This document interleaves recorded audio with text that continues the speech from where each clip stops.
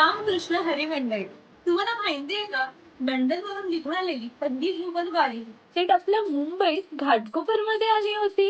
कधी विचार केला होतात का 7 समुद्र पार लंडन मधून थेट आपल्या माऊलींची वारी निघेल? हो, तुम्ही अगदी बरोबर ऐकलं.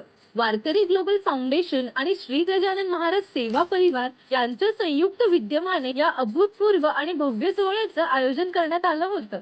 सुरुवातीला अगदी उत्साहात आणि पारंपरिक पद्धतीने सर्व वारकऱ्यांचं स्वागत करण्यात आलं. त्यानंतर मनोभावे पूजा करून माऊलींची अगदी थाटात आरती करण्यात आली.